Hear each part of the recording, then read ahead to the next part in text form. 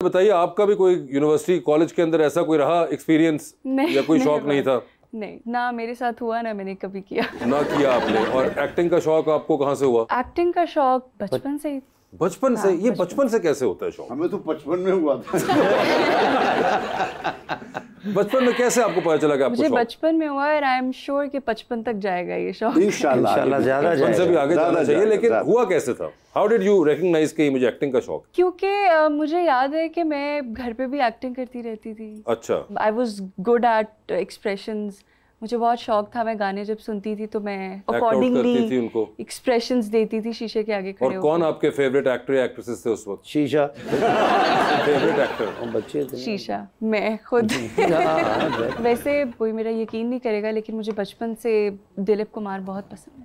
तो क्यों यकीन नहीं करेंगे आप? क्योंकि सभी कहते हैं कि इतनी छोटी लड़की, how could you look up to Dilip Kumar. मतलब उस टाइम पे काजोल होती थी या काफी न्यू एक्टर्स थे मेरे बचपन में। दिलीप कुमार उससे भी पुराने। मगर हो सकता है कोई आप देखती रहती हो घर में, कोई बुजुर्ग देखते हो, उनकी फिल्में चलती हो, तो दिलीप साहब बिल्कुल उस वक्त हो सकते हैं। I have been always a huge fan of Dilip Kumar. अपनी अपनी पसंद होती है ना, जैसे आपको कोई होगा, सर को कोई होगा, मुझे आप हैं। एक्टिंग की बात हो रही है, वही एक्टिंग की बात ही कर रहा हूँ। कलंदर ड्रामा मैंने देखा, बड़ी अच्छा कितनी प्यारी है, और उसमें फफे खुटन का रोल किया है।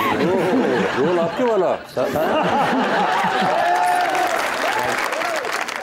इतना अच्छा ड्रामा, बेचारी वो लड़की थी, उसकी जिंदगी अजाब की हुई थी। अच्छा। तो आज मैंने इनसे पूछना भी था क्यों ये ऐसा आपने किया। अच्छा, ऑनेस्टली जब मैंने वो प्रोजेक्ट साइन किया था तो मुझे पता नहीं था। I was actually very new, तो मुझे पता नहीं था कि इतना नेगेटिव होगा। तो when I signed the project, when we started shooting, और मुझे शूट के दौरान पता चला कि ओह, इस कैरेक्टर की नौयत ये है कि कोई लिमिट नहीं है इसकी, इतनी नेगेटिव। फजल, मुझे बताएं कि ये अब आपके कोई और नए फेवरेट एक्टर्स डेवलप हुए या अभी भी दिलीप साहब पे ही बात अड़ी हुई है? बात तो वहीं अड़ी हुई है, लेकिन बहुत से और काफी नए एक्टर्स हैं जिनको आई लुक अप टू, जैसे कि सबा कमर और श्रीदेवी जी। श्रीदेवी जी सानू ना पसंद करना, क्योंकि तुहानू सारे मरे ही पसंद है जे। सबा है बीच में, सबा है, और नुमान एजाज साहब भी हैं, ठीक है। तो यानी कि अब दिलीप साहब और श्रीदेवी जी के बाद बात आके सबा कमर और नुमान एजाज पे ठहरी हुई है। तो ये है, बीच वाली कोई इनिंग्स में कोई नहीं खेल रहा, बीच में भी कोई नहीं है, और इंटरेस्टिंग आगे भी कोई नहीं, आजकल के भी कोई नहीं है। जो पिछले आप कह लें 10 एक साल में आए, उनमें से भी कोई नहीं निकल रहा। This is known as playing safe, actually playing safe और बीइंग वेरी चूजी। ये वेरी चूजी। या सर, आपने हमेशा बच्चों के साथ और बच्चों के लिए मैसेजेस दिए हैं through music and through art, एक ब्रिज डेवलप किया। आपको लगता है कि आजकल सोशल मीडिया से जो बच्चे इतने अटैच्ड हैं वो आगे से रिस्पॉन्ड भी ऐसा ही करते हैं? दो चीज़ें देखिए, हम जब छोटे थे 1960s में, मैं ले जाऊंगा, आप लोग के अब्बा अम्मी पैदा हुए होंगे उस वक्त, तो पाकिस्तान टेलीविजन एक चैनल था और उसकी जो प्रोग्रामिंग थी, बच्चों का टाइम अलग था, बड़ों का टाइम अलग था, औरतों का टाइम अलग था।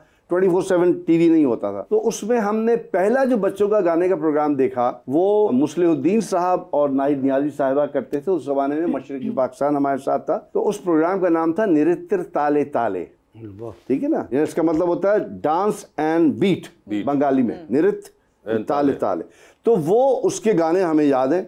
और नर्सरी राइम्स क्या होते हैं, बाबा ब्लैक शीप हो गया, या ये हो गया old McDonald had a farm हो गया, या 10 green bottles setting on a wall वाली बात। तो आप नर्सरी राइम के थ्रू बच्चों को तालीम देते हैं, प्री नर्सरी को। तो उनके गाने भी हमें याद हैं उस जमाने के। दो बिल्ले चले मोटे से, म्याऊं म्याऊं बिल्ले चले देखो। तो वो काउंटिंग दिखाई, उन्होंने सिखाई। उसके बाद सोहेल राणा साहब ने कमाल का काम कर दिया। यानी हमारा जो पॉलिसी थी, जिसे कहते हैं मिनिस्ट्री ऑफ इंफॉर्मेशन ले लें, मिनिस्ट्री ऑफ कल्चर की, वो ये थी कि बच्चों को ये तहजीब तमीज़ ज़रूर सिखानी है। खलील अहमद साहब ने किया, फिर शुएब हाशमी साहब ने किया, क्या बड़े आदमी थे। फिर फारूक कैसर साहब ने, अल्लाह गनी की रहमत करे इन दोनों को। तो होते होते वो फिर काम रुक गया। सो आई फेल्ट, जैसे गिफ्ट थिएटर का हमने बात की, बच्चों बहुत ज़रूरत है कि थ्रू मीडिया बच्चों को ट्रेन किया जाए, चाहे वो आपका सोशल मीडिया हो, चाहे टेलीविज़न हो, चाहे रेडियो हो। So I do songs for children, I do programmes for children, क्योंकि देखिए बच्चे पैदा होने तो बंद नहीं हुए हमारे मुल्क में, ये होने भी नहीं जी, है ना, ये भी लग रहा है। तो अलिफ बे तो सबने पढ़नी है, ABCD सबने पढ़नी है, कलर्स सबने पढ़ने हैं, मौसम सबने पढ़ने हैं, इखलाकियात सबने पढ़नी, और ये पढ़ानी चाहिए हमें। हम इसको इग्नोर नहीं कर सकते। मैं हर एक से कहता हूँ, आपसे भी कह रहा हूँ, महीने में आप एक दिन रख लें जिसमें यहाँ बच्चों को बुलाएं, हम बच्चों के गाने गा देंगे बैठ के, थ्रू सॉन्ग सिखा दें। सर जिस तरह ये मैं बार बार कहता हूँ कि बच्चे बड़ों से भी ऐसे कर लो, वो लफ्ज होता ना कर लें, आप तमीज सिखाएंगे तो करेंगे ना सर। मैंने आप नहीं आते, मैं कितने सिखानी। मगर ये बिल्कुल सही बात कर रहे हैं कि ये बहुत सी कुछ तो बहुत बेसिक्स हैं, ये तो खैर आगे, मगर बेसिक्स के अंदर होती है कि बेसिक्स में जाएं आप कहना है, तुम नहीं कहना, तू नहीं कहना। और लैंग्वेज वैसे हम लोगों की जो है, एक तो कुछ जगहों पे तो एक्सेंट्स के मसले पड़ गए हुए हैं, प्रोनाउंसिएशन के मसले हैं, और स्टाइल के मसले हैं ना, क्या मगर सर एक और स्टाइल से ज्यादा मुझे लगता है कुछ जगहों पे तो ना आप एवं ही कूल लगने के लिए, अबे तुम क्या कर रहे हो, हाँ अरे भाई तुम क्या, तू क्या कर रही है भाई, तू क्या कर रहा है, तू क्या बोल रहा है, ये क्या। और अच्छा, ये माजरत के साथ टेलीविजन पे होता है बहुत ज्यादा। हाँ, ये बहुत गलत ये यहाँ पे हमारे यहाँ खुद ही बड़ा हो रहे होते हैं, लाइव शोज होते हैं, और उसके दरमियान में कूल बनने का तरीका कई जगहों पे आपको पता होना चाहिए कि आप, मैं, तुम, वो लाजिम है, वो लाजिम है। इतना तो कम से कम सर माँ बाप सिखाता ना बच्चों के, मतलब मेहमान आए उनके पास नहीं बैठना। बिल्कुल सही। मैं वासे बेल गया तो इन्हों के बच्चे मैनू भी वेखी जाते, बिस्कुट नूं वेखी जाणगे। देख रहे थे कि बिस्किट भी पुराना था और आपका मुंह भी।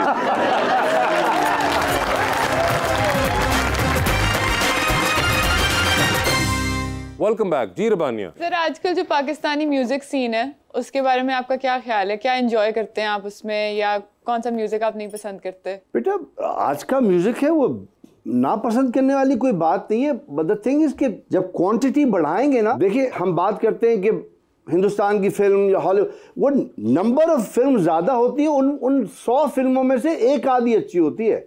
तो हमारे यहाँ बहुत एक शर्मिंदगी की बात है और एक बिग क्वेश्चन मार्क है कि इतने सारे 100 से ज्यादा चैनल्स होंगे प्रोबेबली, किसी चैनल पे म्यूजिक प्रोग्राम नहीं है और किसी चैनल पे बच्चों का प्रोग्राम नहीं है, और ये दोनों जरूरतें हैं। हमारा culture through music and our teaching through channels होनी चाहिए। आज जो लोग गाना गा रहे हैं ये वो हैं जो इंडस टीवी के जमाने में म्यूजिक चैनल चार्ट में फनकार बन के निकले थे, या इंडस म्यूजिक में निकले थे, या पीटीवी के निकले हुए थे। अब वो प्रोग्राम ही नहीं होते, तो भाई जब सिंगर है तो वो कहाँ गाएगा, कहाँ चलाएगा, क्या करेगा, ये इशू है।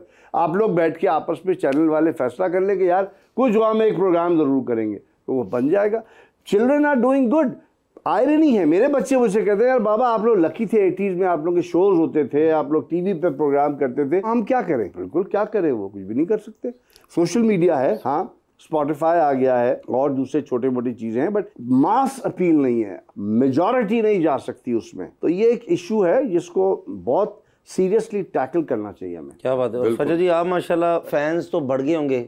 अल्हम्दुलिल्लाह। फैंस तो ठीक है, फिर काफी लोगों की आइडियल हैं आप, तो आपका भी कोई आइडियल है, कोई जिंदगी में कोई ऐसा शख्स, कोई ये बहुत प्यारा है? कैसा शख्स? हाँ, दिलीप कुमार होता ना दिल का हीरो सर। हाँ वो कोई है? अब वो बताएंगे थोड़ी। क्या है, जब आप बता देते हैं कि हमें ये क्वालिटीज किसी में चाहिए तो वो वैसा बनना शुरू कर देते हैं। इसीलिए ना बात तो बताना ही नहीं चाहिए एटलीस्ट। नहीं वैसे हो अगर तो कैसा हो? I think independent. अच्छा जी, माँ पे उन्होंने पिछले कमरे